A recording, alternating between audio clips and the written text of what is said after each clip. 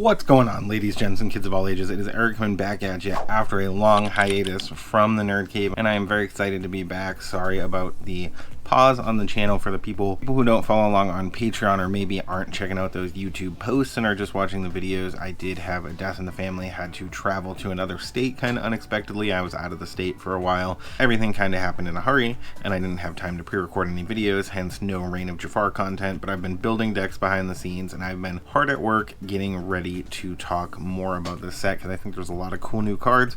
I think a lot of the new cards are worth building around as opposed to slotting into previous decks, which you know always gets me excited because I love building new decks. Before we talk about today's deck list, as always, a big shout out to the Patreons for making giveaways on the channel possible. We're like 30 subscribers away from a giveaway, so if you haven't subscribed, now is a great time to do so. We're gonna have some awesome giveaways coming at you and a spicy deck list coming at you in just moments. Today we are going to be talking about Sapphire Steel. It's gotten extra spicy. It doesn't quite need to be that Kiwi Bird type of list anymore. I tried playing this deck list with some of those songs, but I felt like that was the best build for that was with Bell. It was more similar to that Kiwi Bird style, and now with no Fortisphere, it just wasn't reliable enough, so I ended up going a bit of a different route, but stick around to see what I chose to play. So without any further ado, let's get into it. The first card in the 1-drop slot, we have 4 Kit Cloud Kicker Spunky Bear Cub, a 1-cost inkable 0/1 stat line with Ward, so it keeps him from being targeted by any removal. Obviously you don't want to exert him, you want to just keep him ready unless that board is clear. Another great 1-drop for shifting, we are on 4 Mickey Mouse Food Fight Defender, a 1-cost inkable 1/2 stat line, questing for 1 with resist 1, which again makes him very hard for your opponents to get off the field in those early turns, particularly if you are exerting him. Next up we have 4 Fire the Cannons, a 1-cost uninkable action. It's going to go ahead and let you just straight up deal 2 damage to a chosen character. Great way to deal with those early Cinderellas and some of those early potential shift targets your opponents may be playing. Not so much the ones that we're playing in this deck, but some of those other shift targets like Rhino. Next up we are on 4 Anna Braving the Storm. I still think this card is very good, particularly if you have some heroes to play around it, like even that 1-cost Mickey Mouse. She is a 2-cost inkable 1/4 stat line, questing for 1 with, if you have another hero character in play, this character gets +1 lore, so she is going to be questing for 2, just like those daisies, but she's not going to have that negative ability. Obviously she costs 1 more to get down, but she is inkable, so there's a lot of give and take with Anna. I still think she's very good, and if you'd rather be on something like Mr. Smee on turn 2, he is in the deck also, and you know, you ink the Anna, you play the Smee, you ink the Smee, you play the Anna. It just depends on that matchup, who went first, what the board looks like, all that good stuff. But Mr. Smee, you know him, you love him. Bumbling May, a 2-cost inkable 3/3 stat line, questing for 2 with, at the end of your turn, if you don't have a captain character in play, he is going to deal 1 damage to himself. Next up, also in the 2-cost slot, we are only on 2 of these in this deck, which is unusual, but it kind of needed to, it was kind of necessitable. The card is very good, but it is uninkable, and we are on 2 Calhoun Marine Sergeants, a 2-cost uninkable 3/2 stat line with resist 1, questing for 1, and during your turn, whenever this character banishes another character in a challenge, gain 2 lore. And just because he is inkable for that other 2-cost 3/3 kind of stat line, we are looking at Nathaniel Flint, Notorious Pirate, a 2-cost inkable 3/3 stat line, questing for 2 with, you can't play this character unless an opposing character was damaged this turn. Obviously Fire the Cannons is a great way to do that if you are on at least turn 3 and have the ink to play the Fire the Cannons and the Nathaniel Flint. Next up, also in the 2-cost slot, we're on 3 Doc Bold Knight, a 2-cost uninkable 1/3 stat line, questing for 1 with, when you play him, you may discard your hand and draw 2 cards. It is a May ability, so you can decline it if it's not going to be favorable for you, but typically you want to wait until it is favorable to you and go ahead and throw down those docs. And moving over to the 3-cost slot, we're on 3 Pete Games Referee, a 3-cost inkable 3/3 stat line, questing for 1 with, when you play this character, opponents can't play actions until the start of your next turn. Great way to shut down all kinds of different actions your opponents could want to be playing in those Steel Song matchups. They may be ready to play Whole New World. You can go ahead and say, nope, no Whole New World this turn. You're not getting more cards in your hand to continue to flood the board. If you want to challenge, you can challenge with the characters you have available to you. I've created situations with that where they had to challenge with Ariel to keep tempo on the board, which is always pretty funny. card that I think has fallen out of favor a little bit, but I still really enjoy, is going to be 4 Lawrence Jealous Manservant, a 3-cost inkable 0/4 stat line questing for 2. With while this character has no damage, he gets +4 strength, so he is going to be a 4/4 for 3 that quests for 2 unless he has damage on him. So your opponents may target him with damage to make him unable to get a favorable challenge, but sometimes you can heal him with different things, so keep that in mind.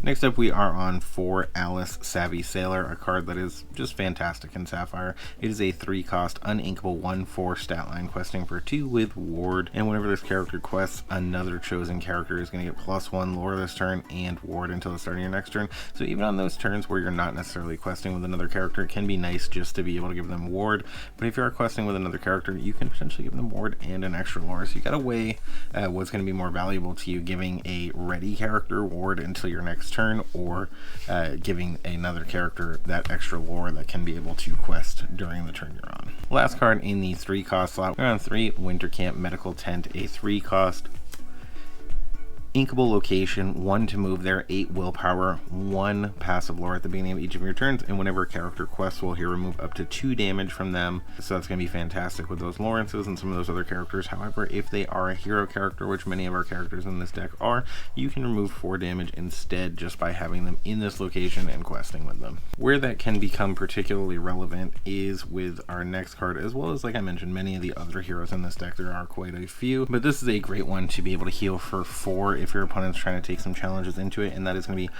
Arthur Determined Squire, a 4-cost inkable 6/6 stat line questing for 3 with skip your turns, draw step. Obviously, skipping your turns, draw step is not something you want to have to do, but a 4-cost 6/6 inkable character that quests for 3 is a pretty crazy early game play to make, especially when you have other ways to draw cards.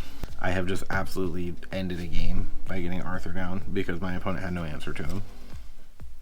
Not until he's exerted, and then even then, if they put some damage on him one turn, planning to finish him the next turn, you throw on a Winter Camp and heal him, they go, oh no, it's scoop. And next up, another hero to potentially be healing with those Winter Camps, we have 4 Mickey Mouse Playful Sorcery, a 5-cost inkable 3/4 stat line questing for 2, shifting for 3, resisting for 1, which is always fantastic.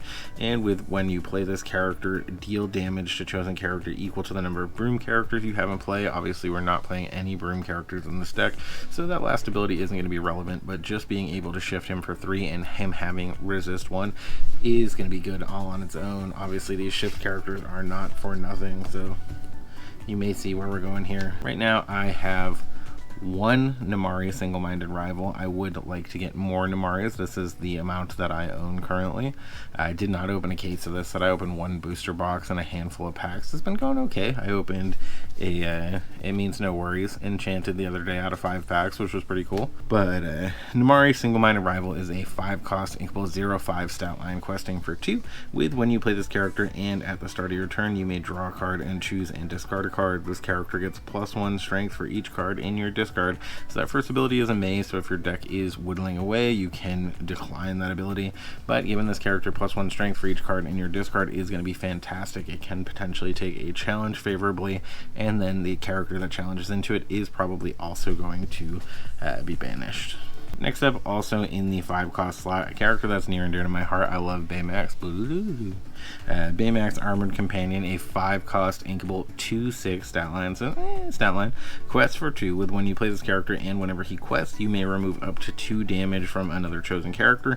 Gain 1 lore for each 1 damage removed this way. So not only is he going to potentially let you heal some of those things like Lawrence and Arthur, even those Namaris to be able to get additional favorable trades, but he is going to let you gain some additional lore, not only when he comes into play, but also when he quests. Most likely only going to get 1 quest and then be banished by something. Could die to those brawls, but we're seeing less of those getting played now that characters' strength stat lines are getting bigger. And the second to last card in the deck, you may have seen this coming. We are on 4 A Whole New World, a 5-cost uninkable action song.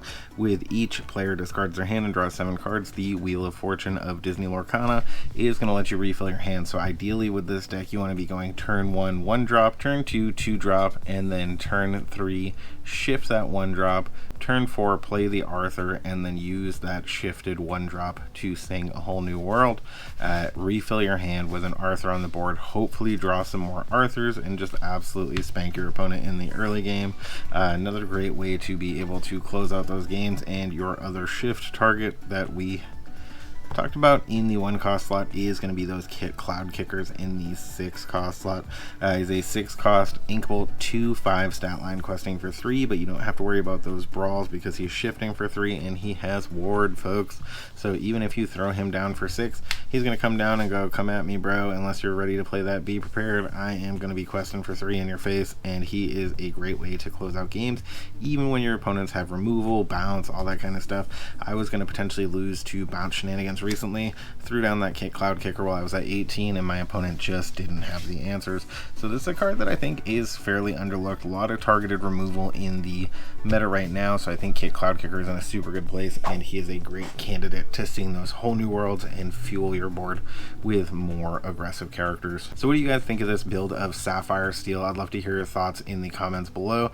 I think it's a lot of fun. I think Arthur is really good, really overlooked right now. I think when you build into him with several docks and several whole new worlds, he can potentially become a very aggressive threat while still fueling your hand with additional cards. And because the curve of this deck is so very low, you're maybe having to ink 1 additional time after playing that whole new world. So that means those other 6 cards are cards you're going to get to play. Not to mention your opponent's probably going to be trying to remove your Arthur, so once they remove it, you're going to be drawing cards again, so keep that in mind. So it's not, you're never drawing cards again in the game. Arthur is a card, like I mentioned, I don't think enough people are building around. I think he's really good. Every time I got him down, I was in the driver's seat and potentially ended up winning those games.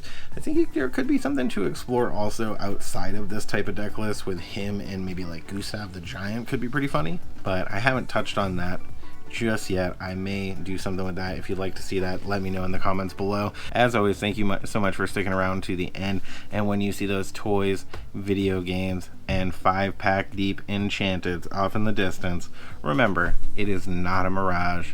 You guys have a great day.